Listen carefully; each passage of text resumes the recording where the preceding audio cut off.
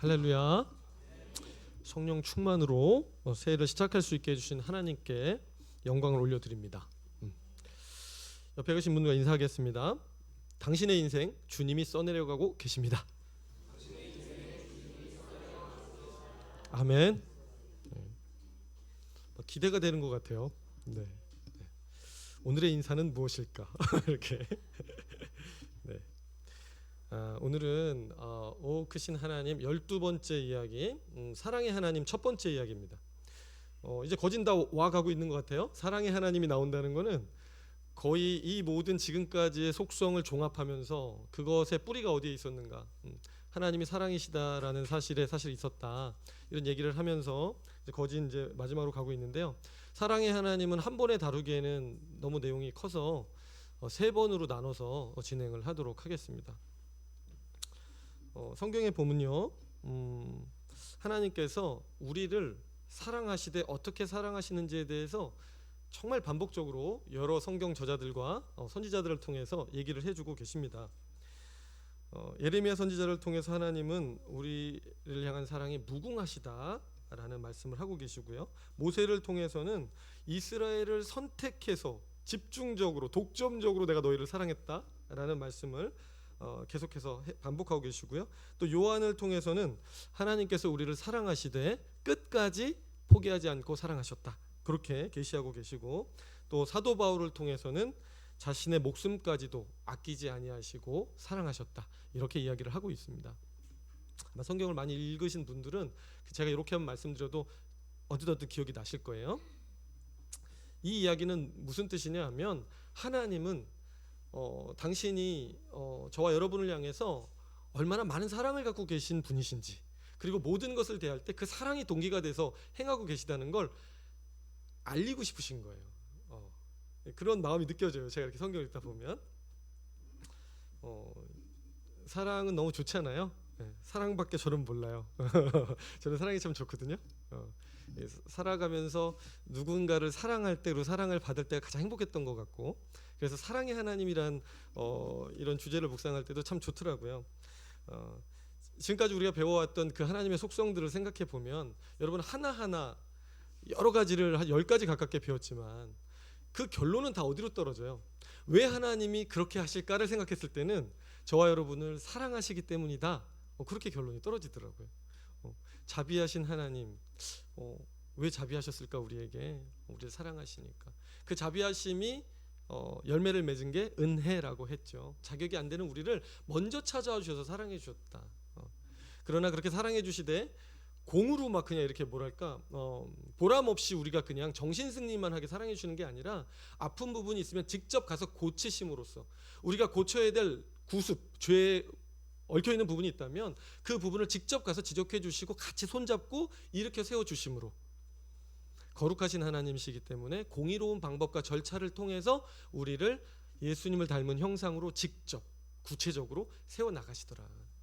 다 사랑이에요. 그렇죠? 대충 사랑하시면 뭐 그냥 내가 너 사랑 인기 관리만 하셨으면 넘어가실 텐데, 그렇게 사랑 안 하신다. 근데 그 하나님은 처음부터 끝까지 당신이 하신 약속에 대해서 우리에게 진실하셨고, 그리고 또 약속 한번 하신 거는 땅에 떨어지지 않는다, 신실하게 인도하신다, 미쁘신 하나님이다, 그렇게 우리가 봤습니다. 그리고 그 모든 것은 우리에게 가장 복된 것을 주시기 위한 선하심에 근거하고 있었다. 그래서 미래로부터 들어와서 작업하고 나가신다. 다 기억이 나시죠? 하나님을 알아가면 알아갈수록 마음이 풍성해집니다. 그리고 마음에 믿음의 근거가 생기니까 막 확신이 생겨서 너무 좋은 것 같아요. 그런데 오늘은 그 사랑의 하나님이라는 속성을 조금 더 깊게 파고들면서 그러한 사랑의 하나님이 우리를 사랑하신 크기에 대해서 조금 더 명확하게 생각해보는 시간 갖고자 합니다.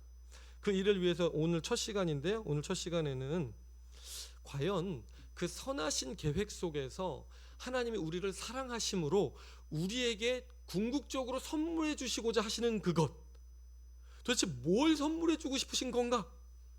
그것의 성격은 어떤 건가? 그것이 우리에게 들어오면 우리에게는 어떤 변화가 일어날까? 거기까지 한번 나가봤으면 좋겠습니다. 하나님 사랑한다 그러면 우리가 이제 감정적으로만 생각하거든요. 사랑하시나 보다, 좋아, 이러는데 그렇게만 받아들이기에는 하나님의 사랑 너무 깊거든요. 생각을 좀 해보고 싶은 겁니다. 오늘 사랑의 하나님의 말씀을 통해서요, 하나님 사랑의 참된 크기와 깊이를 깨닫는 은혜가 가득하기를 주 이름으로 축원합니다. 예. 자, 먼저 오늘 본문 순서대로 하나씩 다시 한번 읽어보도록 하겠습니다. 자, 요한복음 3장 16절 시작. 하나님이 세상을 이처럼 사랑하사 독생자를 주셨으니 이는 저를 믿는 자마다 멸망하지 않고 영생을 얻게 하려 하심이니라. 아멘. 무슨 뜻이냐면 독생자를 주신 이유가 있는데 그것은 바로 영생을 얻게 하기 위함이다. 자, 두 번째 말씀 읽겠습니다. 요한복음 17장 3절입니다. 시작. 영생은 곧 유일하신 참 하나님과 그가 보내신 자 예수 그리스도를 아는 것이다. 아멘. 친절하게 예수님이요, 사실은 알고 보면 설명을 많이 해주셨는데 우리가 많이 놓칩니다. 영생을 얻게 하려 하신다. 그럼 그 영생이 뭐지? 라고 했을 때 한번 좀 생각해 봐야 되는 거죠.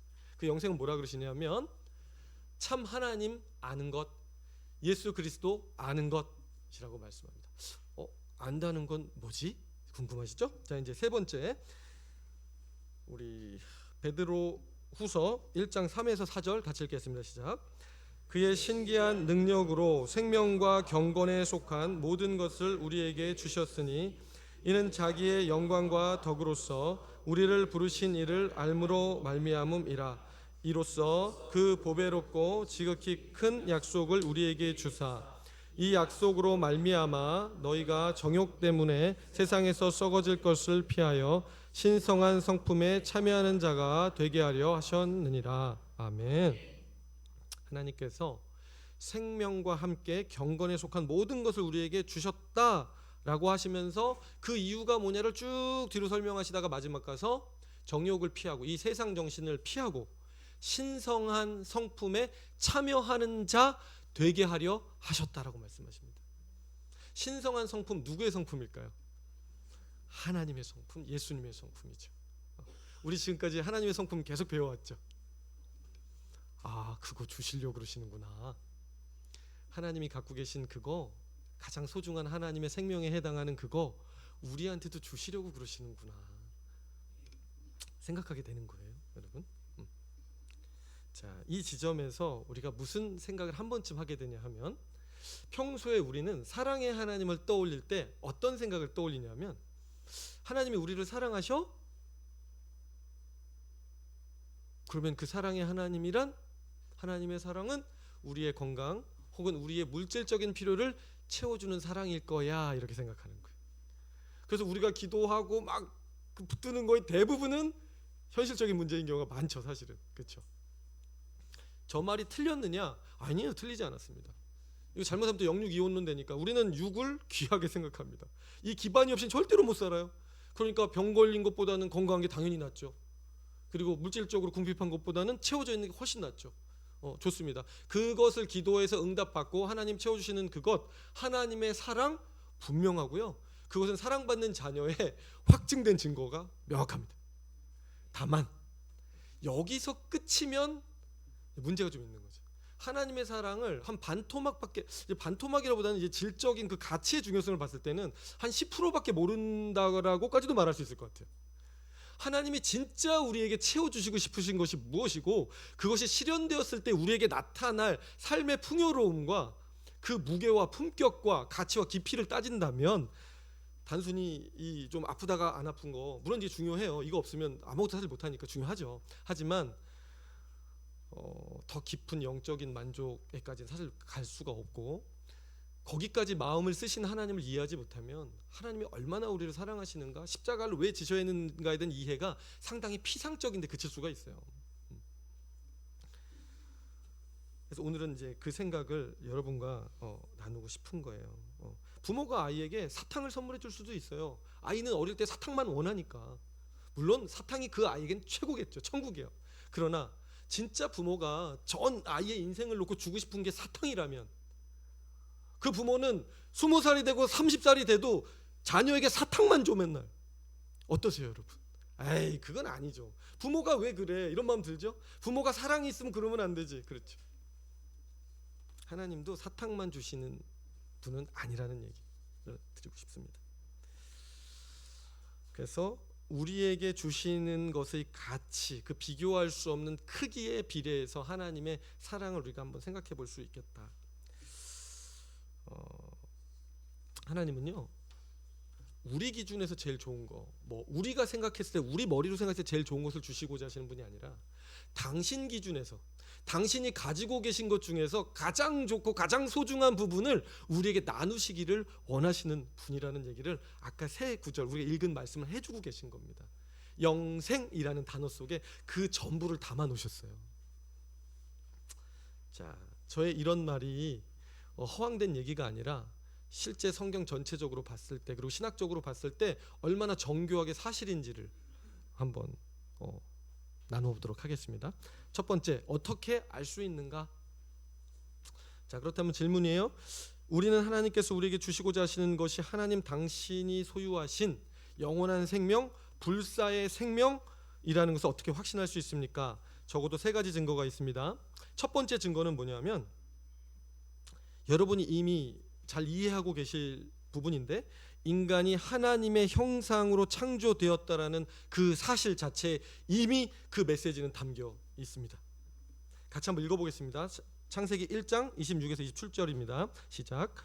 하나님이 이르시되 우리의 형상을 따라 우리의 모양대로 우리가 사람을 만들고 하나님이 자기 형상 곧 하나님의 형상대로 사람을 창조하시되. 아멘. 하나님께서 우리를 창조하시되 유일하게, 모든 피조물 가운데 유일하게 사람만 하나님의 모양과 형상을 닮게 만드셨다라는 이야기입니다. 흔히 이 이야기를 하면 우리는 이런 생각 많이 해요. 아, 우리가 하나님 닮아서 이성적인 존재로 지음을 받았다. 아, 우리가 하나님 닮아서 도덕적인 양심을 지닌, 도덕적 삶을 추구하는 존재로 지음을 받았다. 아, 왕이신 하나님을 닮아서 우리가 뭔가 정치를 하고 통치 행위를 할 수 있는 존재로 지음을 받았다. 이런 식으로 해석을 하거든요. 근데 그거는 맞긴 맞아요. 그것도 틀린 말은 아닌데 본질적인 얘기는 아닙니다. 보다 본질적인 얘기는 뭐냐면, 하나님의 형상으로 만들었다라고 하시는 것은 우리를 하나님 당신을 우리 안에 담을 수 있는 그릇으로 창조하셨다라는 의미입니다. 하나님이 우리 안에 처음부터 들어오시기 위해서 우리 모양을 그릇 모양으로 만들어 놓으셨다라는 의미예요. 좀 더 비유적으로 설명을 하자면, 자, 고린도후서 4장 7절입니다. 시작. 우리가 이 보배를 질그릇에 지녔으니 이는 능력의 심히 큰 것이 하나님께 있고 우리에게 있지 아니함을 알게 하려 함이라. 아멘.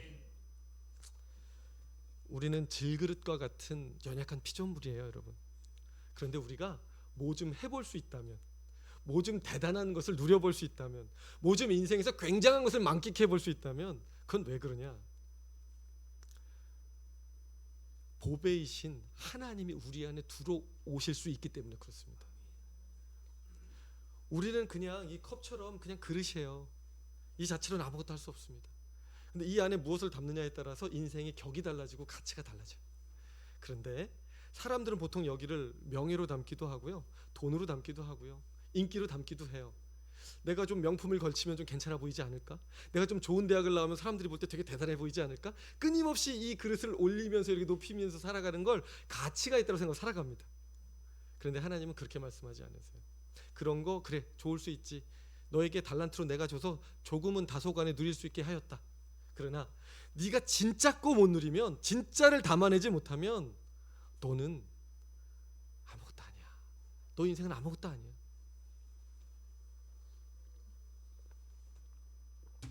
너무 좋네요. 처음 먹었어요, 저희 와가지고 4개월 동안. 이걸 하다 보니까 안 먹을 수가 없어. 이 안에 물이, 생수가 담겨 있으니까 이렇게 좋아요, 여러분. 무엇을 담을 건가? 예수가 담기면 생수가 있어요, 생수가.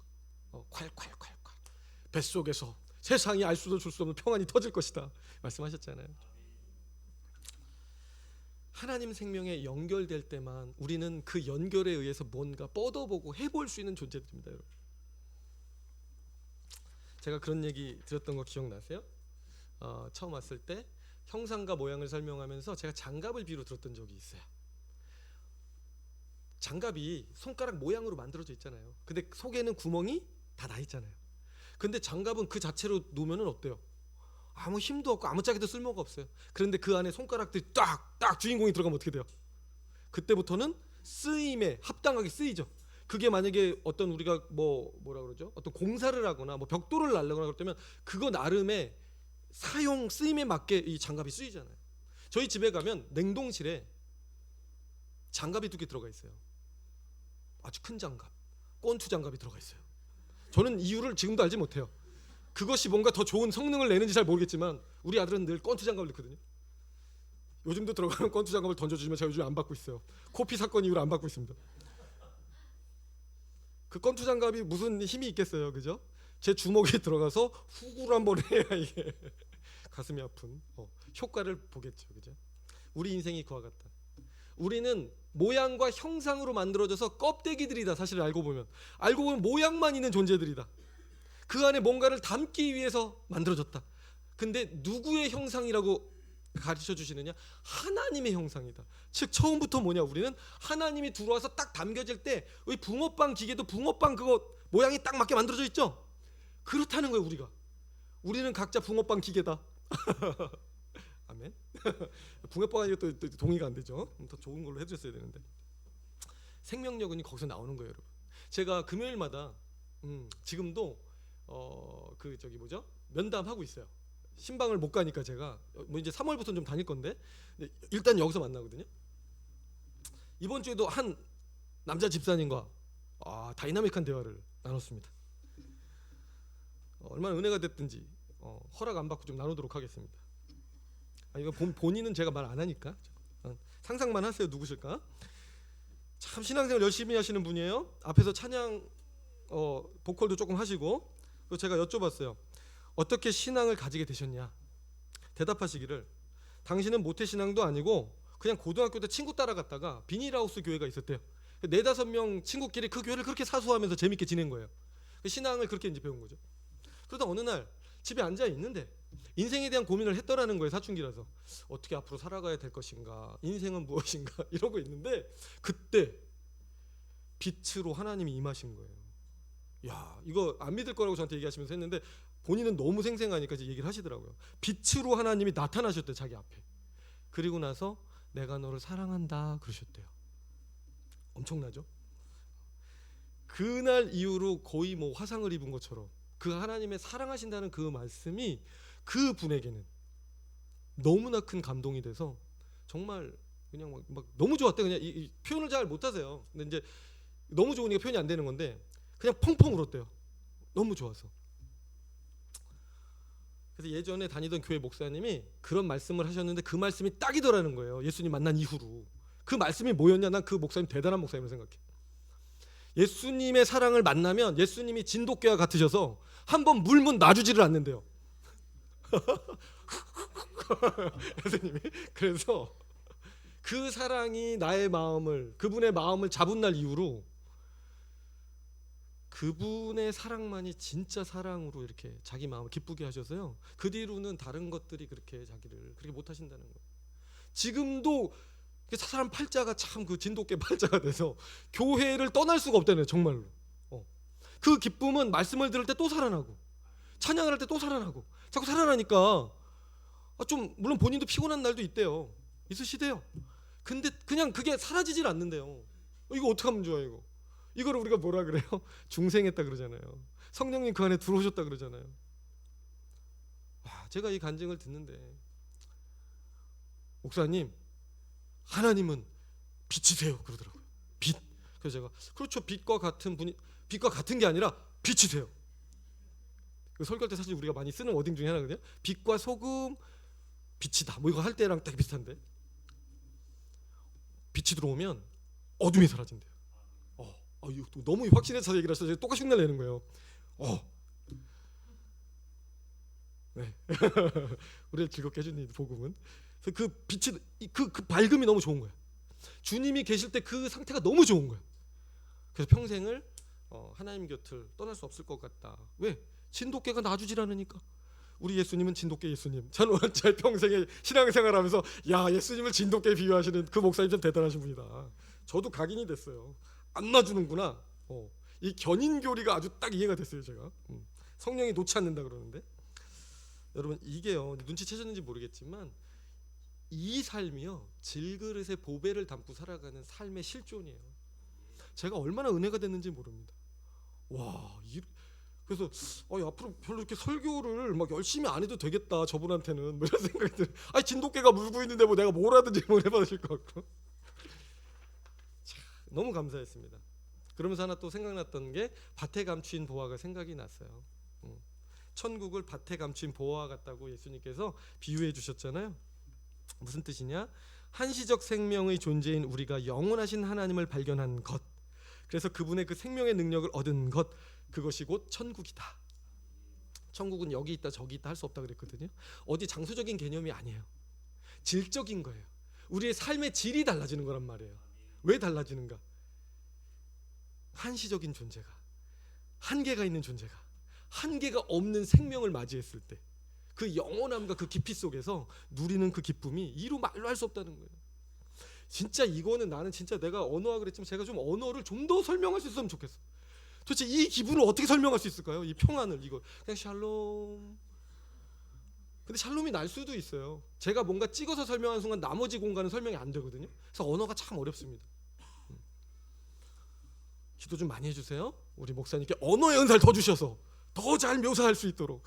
와, 방에서 이거 아무리 뚫어도 뚫리지가 않더라고요. 네. 너무 깊으니까 피조물이면 어떻게 하겠어요. 자, 다음으로 두 번째 증거가 있어요. 그것은 하나님 당신 자신의 속성 그 자체입니다.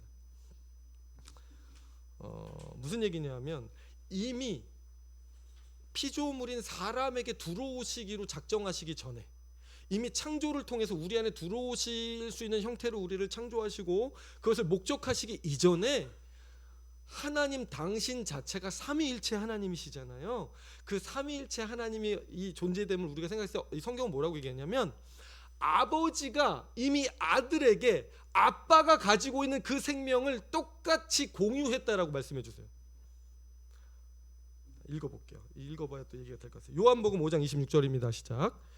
아버지께서 자기 속에 생명이 있음 같이 아들에게도 생명을 주어 그 속에 있게 하셨고. 아멘. 성부 아버지는요, 결코 혼자 독립적으로 존재하지 않으세요. 자신이 가지고 있는 생명, 이 생명을요 나누어 주실 수 있는 분이고 나누어 주시기를 기뻐하시는 분이라는 거예요. 그게 그렇게 가치가 있는 생명이기 때문에. 그래서 그분이 저희 수요 강론 때 다뤘던 바빙크라는 신학자가 그래서 이렇게 얘기를 했었어요. 그때 수요 강론 때 한번 했거든요. 다시 한번 같이 읽어보겠습니다. 시작. 만약 하나님이 성자에게 생명을 줄 수 있었다면 그는 또한 인간이 될 수 있어야 한다. 자신의 생명을 자신이 창조한 창조계 안에 인간을 통해 계시하고 드러내시는 것은 창조의 절정이고 당연한 일이다. 성육신은 자기 계시의 정점, 완관, 완성이기 때문이다. 아멘. 이 말은 좀 어렵게 써놨는데 이런 말입니다. 만약에 하나님께서 이미 삼위일체 안에서 자신의 그 영광스러운 생명, 그것을 혼자 갖고 계시길 원치 아니하시고 삼위 하나님 안에서, 그러니까 그래서 아들이 태어나거든. 하나님 안에서 태어나요. 성령도 태어나요. 그래서 하나로 연결돼 있어요. 그런데 그렇게 공유하기를 기뻐하시고 그 영광스러움을 나타내기를 즐거워하신 분이라면 피조 세계를 창조하셨을 때 당연히 당신의 생명을 그 피조물들에게 넣으셔서 자신의 어떠하심을 드러내기를 원하시지 않았겠는가라는 얘기예요. 이 세상은 하나님의 흔적들이라고 그랬거든. 그런데 흔적도 좋지만 실루엣도 좋지만 진짜 하나님 당신의 본성과 본체와 그 정체성 그 자체가 이 세상에 드러난다면, 그게 인격적인 성품으로 드러난다면 얼마나 좋겠냐라는 거예요. 하나님은 너무너무 그것을 보여주시고 싶었어요. 그 선하심과 그 즐거움, 우리가 그걸 만나면 너무너무 기쁠 수밖에 없는 그거 보여주고 싶으셨죠. 실제로 보여주셨어요? 안 보이셨어요? 예수님이 보여주셨잖아요. 예수님의 인격으로 이 세상에 오셔서 예수님과 동행하면 얼마나 좋았겠어요. 지금도 예수님, 우리가 성령님 동행하는 거 예수님하고 동행하는 거잖아요. 이 세상에 다 도둑놈들밖에 없는데 그래도 믿을 만한 사람 누구밖에 없어요? 예수님밖에 없어요.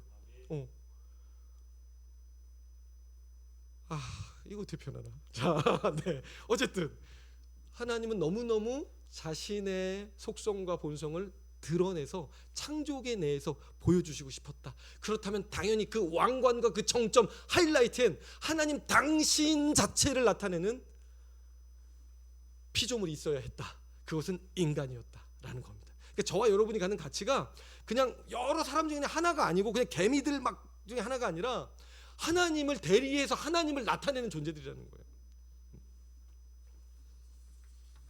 저는 이거 미국에서 신학할 때 이 부분을 읽으면서 막 가슴이 터질라 그랬는데 여러분 터질라 그러세요?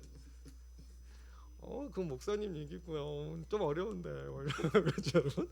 그러실 수 있어요. 그러나 이게요. 하여튼 묵상을 한번 해보세요. 야, 그게 생각 자체가 사실 안 되는 일이에요. 신이 피조물 안에 들어와서 자기를 나타내. 그리고 그분이 들어오셨을 때 우리가 가장 행복할 수 있어서 그래요. 당신의 영광이 나타날 때 우리도 이미 행복해. 제가 왜 그렇게 5개월째 이제 5개월 들어가네. 예배자입니다 찬송을 할 때 왜 그렇게 여전히 변함없이 그 대목만 가면 난 연기자도 아닌데 눈물이 날까? 도대체 왜 그럴까? 자, 저는 진돗개한테 걸렸는데 그게 예배자입니다에 걸렸어. 나는 제가 볼 때 이상하게 딴 찬송 너무 즐겁게 해요. 막 세일을 행하신다고 좋아요. 그러다 갑자기 어느 순간 제가 눈 감고 이제 찬양하다 보면 나는 하나님 이게 딱 들어오잖아요. 그럼 갑자기 마음이 우르르르 저기서부터 그 먹구름이 껴올 때 그 비가 내리기 전부터 막 이게 신호가 와. 그러다가 막 일어나세요. 그럼 일어나서 할 때는 그때부터는 마음이 막 이렇게 왜 그럴까요 도대체? 모르겠어요 저는. 진돗개가 세게 물었어 하여튼. 세게 물었어. 행복한 인생이에요. 물렸을 때 광경병이 걸리는 게 아니라 예수병이 걸리는데 예수병이 걸리면 그 팔자가 피더라. 아멘. 샬롬의 사람이 되더라. 그 누구도 막을 수가 없더라. 세상이 감당할 수 없는 믿음의 사람이 되는 거예요. 미움이 없어지고 웬만한 고난은 다 넘어가게 되고 병마와 싸워도 주님이 늘 함께 하시는 그 안정감이 있으니까 그렇게 행복하고. 다들 여러분 가정에 진돗개 한 마리씩 키우셨으면 좋겠어요. 예수 나의 진돗개 이렇게. 죄송합니다 예수님. 자 끝으로 여러분 하나 더 있어요. 창세기에 보면 생명나무 얘기 아시죠? 창세기 2장 9절입니다. 시작. 여호와 하나님이 그 땅에서 보기에 아름답고 먹기에 좋은 나무가 나게 하시니 동산 가운데에는 생명나무와 선악을 알게 하는 나무도 있더라. 아멘. 우리는 흔히 에덴 동산 한가운데 무슨 나무가 있었다 그러면 뭐만 생각해요? 선악과만 생각해요. 맨날 그 타락 얘기 들으니까. 근데 항상 원래는 생명나무가 있어요. 생명나무와 선악을 알게 하는 나무가 있더라. 근데 왜 우리가 생명나무를 잘 관심을 못 갖냐면 아담과 타락한 이후에 생명나무의 접근 권한을 막아버렸어요. 천사들이라고 이 화영검 이 도는 그 검이 있어, 불로 된 검이 있어서 거기 지나가면 다 죽어요. 못 들어가게 해놨어요. 왜 그랬을까? 아담과 하와는 아예 추방시켜 버려요. 그쪽에 가지도 못하게.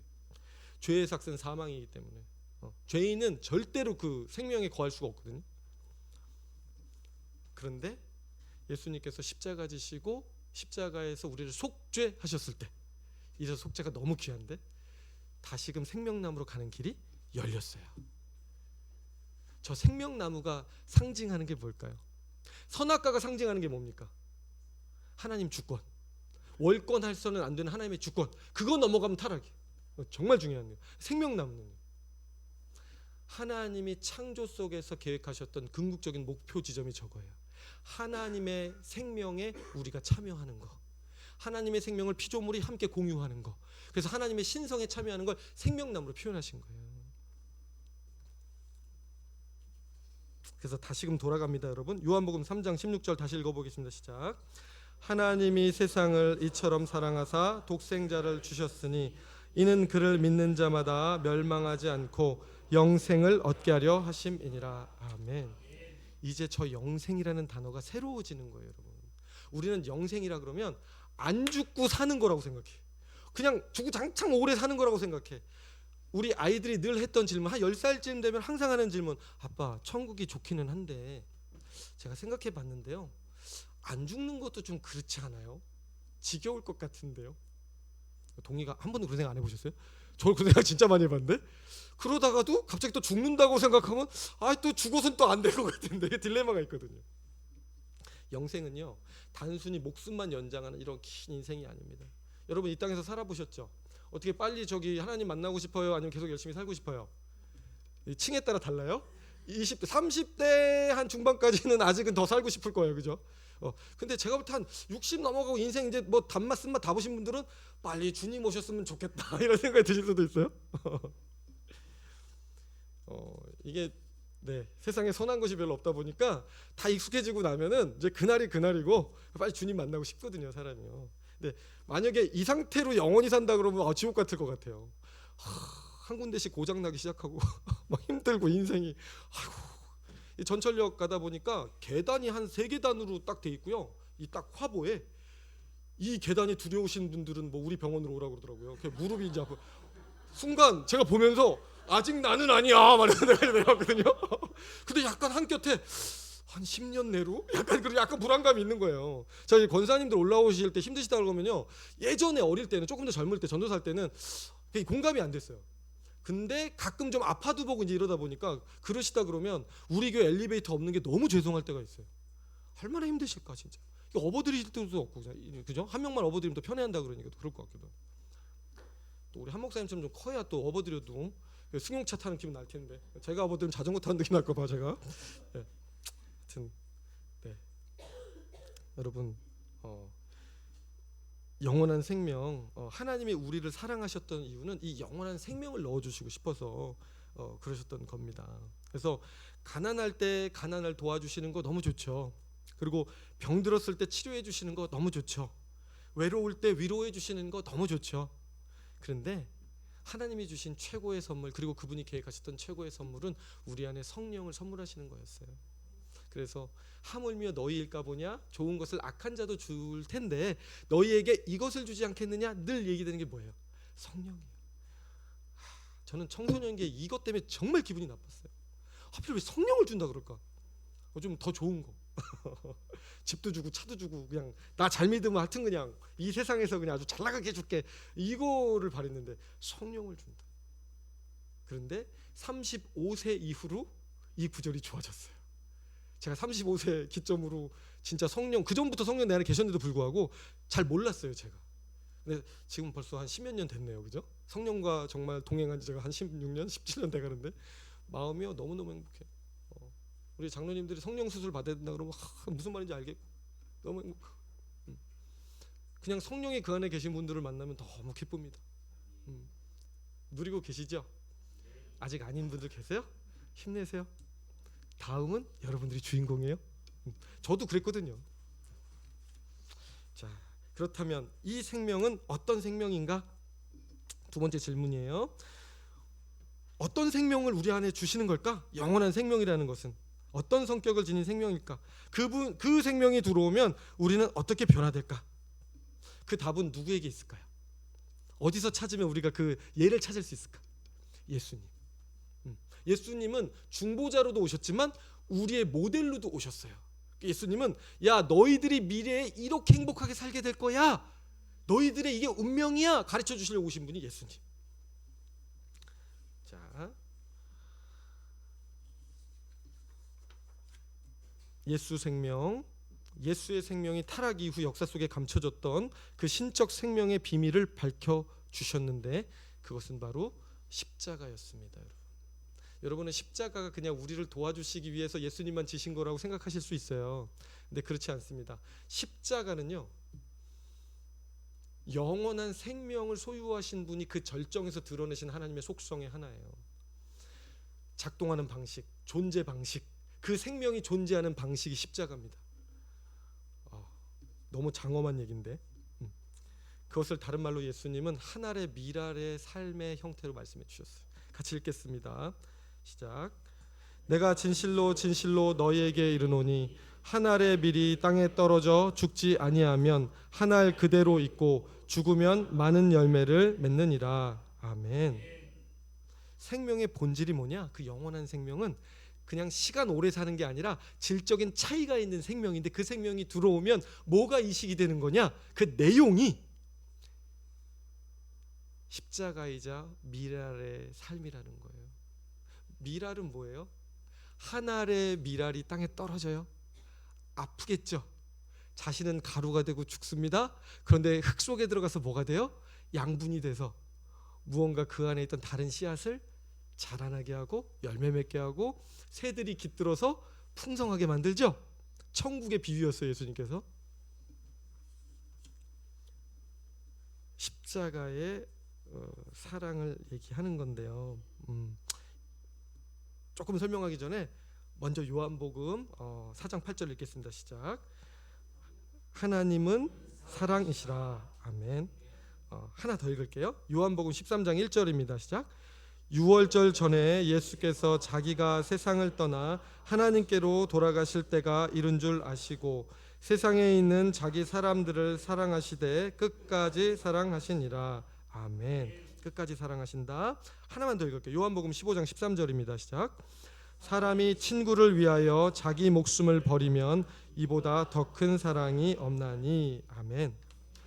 자, 끊임없이 하나님께서요, 예수님께서 오셔서 사랑이라고 이제 얘기를 해 주시면서 끝에 가서 뭐라고 얘기하시냐면 친구를 위하여 자기 목숨을 버리면 이보다 더 큰 사랑이 없나니. 사랑의 본질이신 분이 가장 큰 사랑의 크기를 가르쳐 주신 대목이에요. 친구를 위하여 자기 목숨을 버리면, 물론 주님은 친구가 아닌 죄인을 위해서도 목숨을 버려 주셨죠. 저 말 속에는 죄인도 포함될 수 있어요.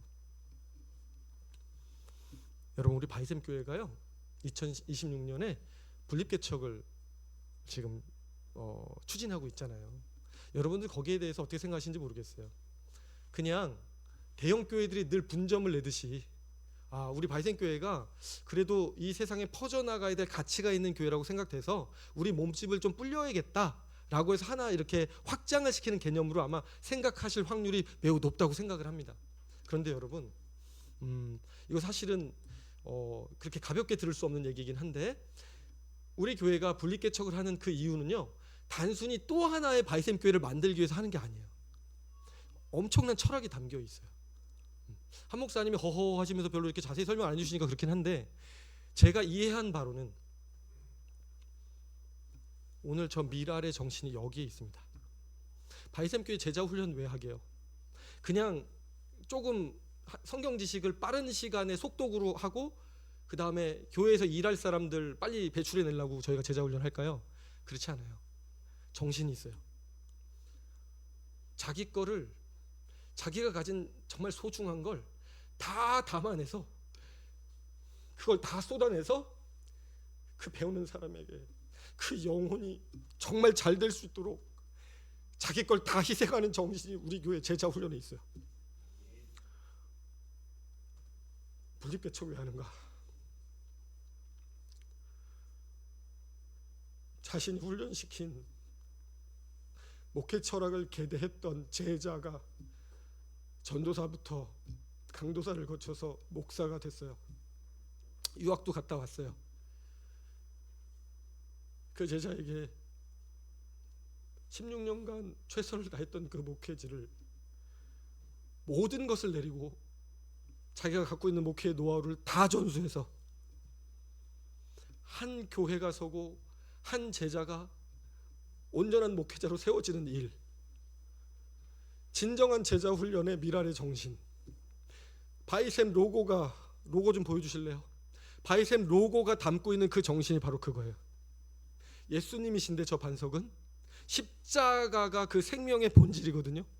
그 십자가가 저 배를 갈라서 십자가로 갈라서 나온 그 보혈, 자신의 것을 모든 걸 담고 있던 걸 다 갈라내서 샘이 돼서 저 보혈로 흘러내려온 저 보혈, 저것이 가정으로, 사회로, 교회로 흘러가서 나 한 사람이 진정한 교회가 돼서 작은 예수가 돼서 또 내가 가지고 있는 그 모든 것을 다 쏟아내서 그 상대를 살려낼 수 있는 자양분으로 살아내는 일,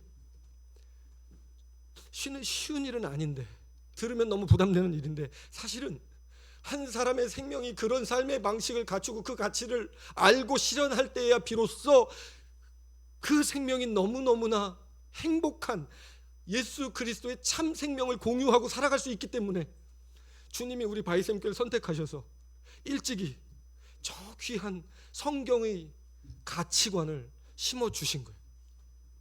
그래서 사실은 지금 많이 힘드실 거라고 저는 생각합니다.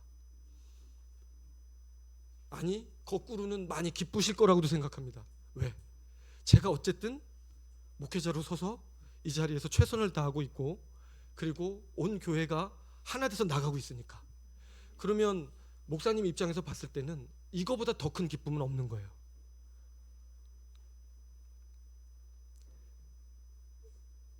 그게 바이셈 정신이에요, 여러분. 미랄의 정신. 가정에서 서로 이해관계가 충돌하죠. 자식은 자식대로, 부모는 부모대로, 남편은 남편대로, 아내는 아내대로. 그런데 정말 예수의 생명, 신적 생명, 주님께서 우리에게 이식해주고 싶으셨던 그 영생이 들어온 사람들은 어떻게 사는 거냐? 서로 대치할 때, 내 주장하고 내 목소리 낼 때 미랄이 돼준다는 거예요. 물론 미랄이 돼준다고 해서 무조건 양보하라는 건 아니죠. 가치를 판단해서 양보하는 거겠죠. 이 사람이 더 잘 될 수 있는 방향으로 내가 희생해 주는 거죠. 그게 자기 십자가를 지라고 하신 예수님의 명령이에요. 어디에 가든 나로 인해서 공동체가 화평해질 수 있고, 내가 손해보고 내가 조금 상처받더라도 내가 먼저, 물론 영적으로 더 큰 자가 그렇게 할 수 있고요, 작은 자는 어렵습니다. 그러나 그것이 영생에 담겨있는 메시지라는 것을 여러분들이 평생에 기억하셨으면 정말 좋겠습니다. 바이셈 로고를 볼 때마다 그냥 저거는 녹색 무슨 떡이냐, 뭐 이렇게 송편이냐, 뭐 아니면 저 방울은 뭐냐, 뭐 이러면서 그렇게 생각하시면 안 되고, 저게 예수님의 몸이구나. 근데 예수님의 몸이 십자가에서 저렇게 찢기셨구나. 그게 찢겼더니 보혈이 저렇게 흘러나왔구나. 그 결과로 저 위에 성령이, 물방울은 성령인데 말씀이에요. 파란 물방울은 말씀을 통해서 오늘 내 안에 들어와 말씀을 통해 나를 지켜주시는구나. 그게 우리 바이셈 교회 로고에 담겨있는 성경 전체의 요약이에요, 여러분. 얼마나 귀합니까? 자부심을 가지십시오. 전 이렇게 아름다운 교회를 본 적이 없습니다. 제가 위임받을 거면서 이렇게 얘기를 하려니까 조금 이상하긴 하네요. 방송을 보시는 분들은 그러실 것 같아요. 저 인간은 맨날 지네 교회만 저렇게 최고라 그러고 좋다 그러는구나. 근데 저는 그냥 객관적으로 알려드리고 싶어서 이 말씀을 드릴 수밖에 없어요. 바이셈 교회가 비록 상가 건물에 있고 주차장도 별로 없고 엘리베이터도 없는 정말 화장실도 작고 그런 교회 같지만, 그러나 이곳에 왜 생명이 있고 주님 이곳에 왜 역사하시는가? 예수 그리스도가 오셔서 정말 심고 싶으셨던 그 정신이 이곳에 살아있거든요. 제자들이 그걸 계대해 가는 거고, 끊임없이 그 삶의 방식으로 생명이 생명 낳는 그 길, 좁고 힘들 길이지만 가보고자 노력하는 사람들이 모인 곳이잖아요. 그게 아름답지 않습니까, 여러분? 여러분들이 안 따라오신다 그래도 저는 갈 거예요. 그래도 좀 따라와 주세요. 이렇게 힘들잖아요. 왔다 갔다 하려면 제가 모시고 와야 되니까. 네. 그래서 이제 참여한다라고 말을 하는 것이죠. 베드로서 1장 3절에서 4절 다시 읽겠습니다. 시작. 그의 신기한 능력으로 생명과 경건에 속한 모든 것을 우리에게 주셨으니 이로써 그 보배롭고 지극히 큰 약속을 우리에게 주사 이 약속으로 말미암아 너희가 정욕 때문에 세상에서 썩어질 것을 피하여 신성한 성품에 참여하는 자가 되게 하려 하셨느니라. 아멘. 신성한 성품에 참여하는 자가 되는 거예요. 의자 사진 보여주실래요? 왜 사진이 돌아갔을까? 여러분, 저 의자가 원래 이렇게 올라가 있어야 되거든요. 제가 밤에 이제 늦게 집에 이제 들어갔더니 불이 하나 켜져 있고 거실에 뭐 안 끄고 잤나 보다 이러고 이제 들어가서 이제 혼자 이렇게 앉아서 물을 한 잔 하는데 의자가 이렇게 있는 거예요, 맞은편에. 근데 저 의자를 딱 보는데 그런 깨달음이 딱 왔어요. 우리의 생명, 그 생명이 들어와서 우리를 세워주실 때 하나님께서 저렇게 세워주시는구나 라는 생각이 들었어요. 저기 보시면 저 등받이가 윗부분에 저렇게 얇게 나왔죠. 원래 좀 더 두껍거든요. 등받이가 있고요. 그 밑을 봉들이 하나하나 다 이렇게 끼워서 세워져 있죠. 근데 저 끼워져 있는 하나하나가 뭐냐면 하나님의 성품이라는 생각이 들었어요. 자비, 은혜, 거룩, 공의, 선하심, 신실함, 진실함, 지혜와 능력.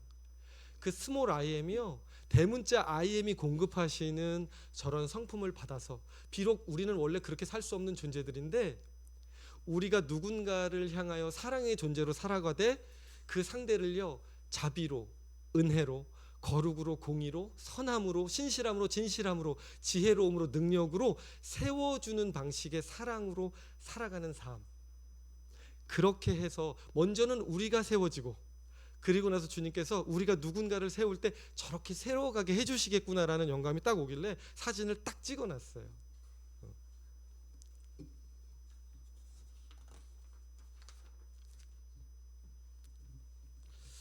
마태복음 22장 37절에 39절입니다. 시작. 내 마음을 다하고 목숨을 다하고 뜻을 다하여 주 너의 하나님을 사랑하라. 내 이웃을 내 자신과 같이 사랑하라. 아멘. 하나님 명령에요. 하나님 사랑하라, 내 이웃을 사랑하라, 내 자신을 사랑하라가 다 저 안에 들어가 있어요. 내 자신은 보통 빠지는데 내 자신도 사실은 들어가 있어요. 그건 전제이기 때문에.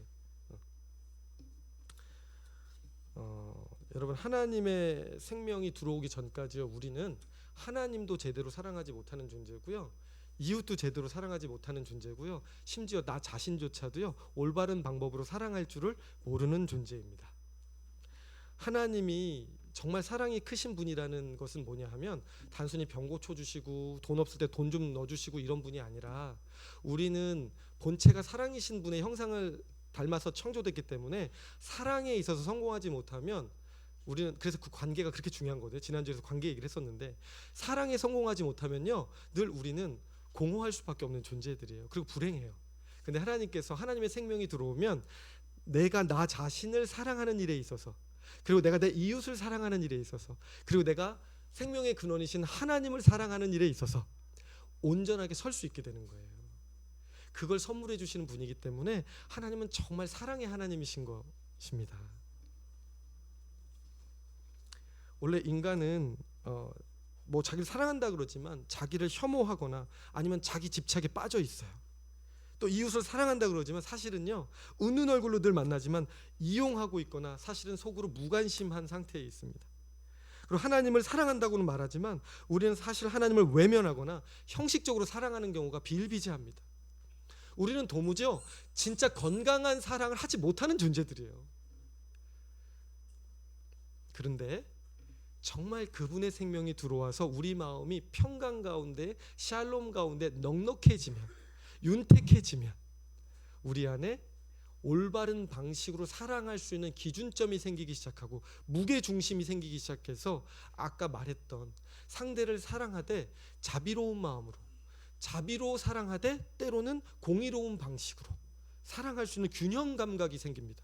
한 사람을 나 자신도 건강하게 세우지만 다른 사람도 건강하게 세워줄 수 있는 사람으로 변화되기 시작하는 거예요.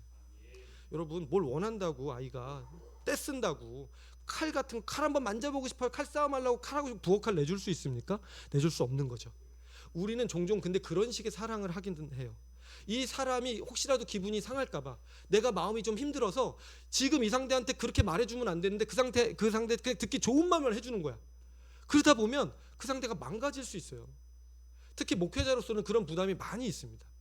다만 말해주되 저는 치과 선생님들처럼 친절하게 말해줬으면 좋겠다, 그런 생각이 많이 들었어요. 치과가 요즘에 묵상이 많이 돼서 임플란트 마지막 단계를 거치고 있거든요. 아쉽더라고요. 어제가 마지막인 줄 알았어요. 그저께가. 근데 한 주 더 남았대. 조금 실망했지만 두 가지 마음의 양가 감정이 있어요. 왜냐하면 제가 4개월 동안 치과를 다니면서 뭔가 마음이 안정감이 있었어요. 내가 막 단 걸 막 먹고 있어도 더 마음이 편한 거야. 왜? 그분들이 가면 알아서 체크해주고 깨끗하게 해주거든요. 병원이 그렇게 좋더라고요. 안정감이 있잖아요. 나는 인정해요. 나는 내 치아를 관리할 능력이 없는 존재예요. 조금만 단 게 먹고 싶으면 한 번만 이러고 먹어버려요. 그리고 썩으면 그때 가서 죄송해요 이러면 다시 또 치료 열심히 받고, 그래도 이 병원 다닐 때 마음이 편안하더라. 제가 생각했습니다. 길을 거니면서 교회라는 곳이 성도님들에게 그런 곳일 수 있겠다. 그리고 그런 곳이어야 한다. 목사님이란 사람이 맨날 성도들 눈치 보면서 그냥 좋은 얘기만 해줘. 자기가 지금 썩어가고 있는데, 문드러지고 있는데, 그런 얘기는, 물론 치과도 아파요. 마취 주사 놓을 때는 아프단 말이에요, 여러분. 그리고 최대한 안 아프게 해도 아파요. 막 시리고 때로는. 그렇지만 저는 그래도 감사한 건 아주 친절하다라는 거예요. 그래서 제가 딱 이 방향을 정했어요. 이 기사역의 방향을. 정확한 전문성은 있어야 되지만 친절해야 된다.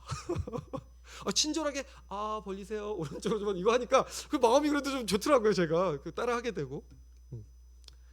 그래서 저희 바이샘 교회가 정말 예수 그리스도의 심장을 가지고 한 생명을 정말 제자로 키워내는, 때로는 아픈 얘기도 해야 되지만 그러나 부드럽게 해서 서로 같이, 이게 뭐 싫어서 하는 얘기는 아니니까, 살리려고 하는 얘기들이니까 그렇게 하면서 갔으면 좋겠다. 제가 그런 생각이 들었습니다, 여러분. 네. 자, 이 불사의 생명, 죽지 않는 생명, 영원한 생명, 시간의 문제가 아니다. 질적인 얘기 오늘 했습니다. 자, 요한복음 3장 9절 읽겠습니다. 시작. 하나님께로부터 난 자마다 죄를 짓지 아니하나니 이는 하나님의 씨가 그 속에 거함이요 그도 범죄하지 못하는 것은 하나님께로부터 났음이라. 아멘. 하나님의 씨가 있기 때문에 우리는 죄를 지을 수 없다. 자, 이제 그 생명이 들어왔기 때문에 상대에게든 나 자신에게든 하나님께 대하여든 죄짓지 않는 방식으로 살아갈 수 있는 길이 열렸다라는 말씀입니다.